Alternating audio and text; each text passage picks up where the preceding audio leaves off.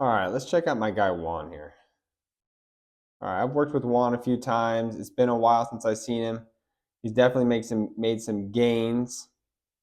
All right, so I drew some lines and boxes on here already because I want to show you an illustration because these two swings are very fascinating. So we worked on we worked on the 9 iron, made some massive improvements with the contact distance, height, 9 iron, feeling super solid. Added in some new moves, and it worked really well with the 9 iron. And then I happened to just mention like, dude, yeah, like 6 iron, like easily should go 180 for you, 190 even. And he said, what? Like I don't hit it anywhere near that.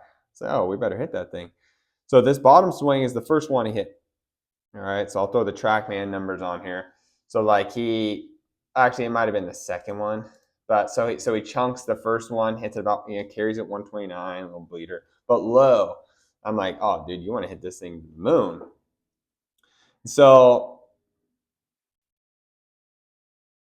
so it was like the same thing. I was like, hey man, same thing we're working on. Like, hey, we got to get more of that dynamic movement in transition. You got to go even more. You got to get this low point further after the ball. So then this was literally, we did a couple practice swings, and this was literally the next swing.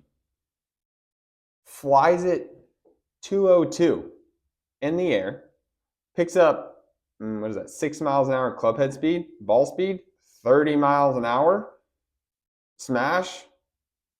Hey, look how much he changed the angle of attack here. I don't know, that's a lot, okay? But look at the height as well, almost quadruple. 4 times the height, launches it higher, spins it more. Yeah, much more we want to do with the 6 iron. We want to hit that thing to the moon. Okay, so the results crazy. When you look at the swing, which is always a fascinating thing, and can be frustrating at times, is like you don't see as much like change as you would think. One thing I would note is like look at this beginning move. So like we were trying to get the separation of the lower body and the upper body to feel more of that shift turn from the get-go. He was just struggling a little bit to kind of feel that. This is kind of like an awkward way to do it, but new moves, feeling it out. One thing I didn't know, Juan, here's what you could feel a little bit of this left knee coming in. That would help this loading. You could let this left knee come across this. Let me undo this one. You could let this left knee come across this midline here. Let it come in a little bit. That'd be okay. That'd help with this shifting and turning action. Anyways, back to our regularly scheduled program here. Just want to show that first move as far as the distinction between these two swings. So I have this line up here. So first off, I have a box around the head. I think that's an important one. Just to illustrate and just show the difference. Because what we're looking for in this, I'm looking for him to shift more. I think he could shift more into this line or wall and then move off of it so we can get more of this dynamic flow and transition. So we were already working on this move. Didn't do it as much in this first swing. And you can kind of see where his head ends up in, once we get to left arm parallel. About right there. Okay. So like as far as like his right quad to the or hip to the line, like pretty similar. And then if I link these up and I go click, click, click. Now look where his head is. We're a little behind on this one. Now these swings aren't exactly perfectly linked up, but that would be the difference of changing your low point. Looks like 4 inches.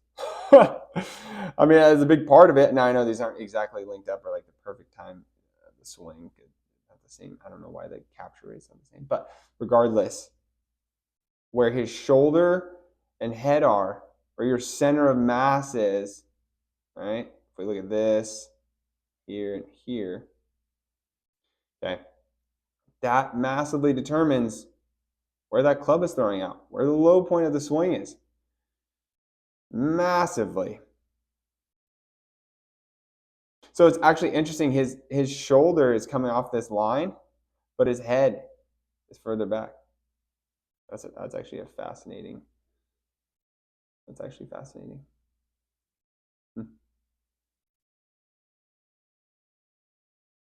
Regardless, and then when you get into this up in here, so he's still back, and this up in this second swing, he's already moving up and through.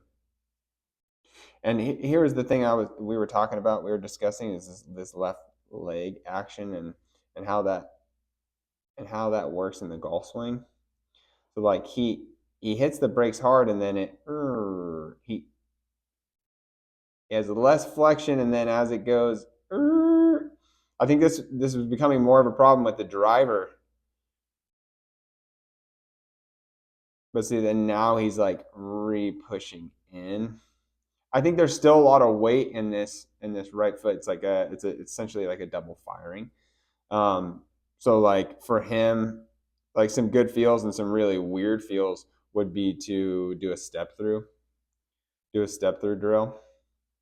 So like coming through here and making sure everything is his head and his upper body is like literally take a step with this right foot through, like a Gary Player action, to just make sure everything's flowing in. So like you can kind of see in this picture like how his head and everything's kind of, oh man, hanging back. You can kind of see that just a touch. So like the more he could feel that, and like the more he could feel, let me get rid of all these arrows I have, the more that he could feel that his body's going up, that way his head is staying up. So the more that his head could stay up here or already be moving up, it's not that I'm saying that it should stay in this box. There's definitely going to be movement around, but it's more of like the sequencing and timing of it. So like it should already be moving up. It should already be moving up right in here versus see how his head's going down. And especially in this one, it's going down and back. So then he pushes the hands lower, creates more shaft lean, hits the turf, moves the low point back, hits more turf, hits a high on the club face, and boom, bing, bang. So like sometimes he can make solid contact, but it goes low.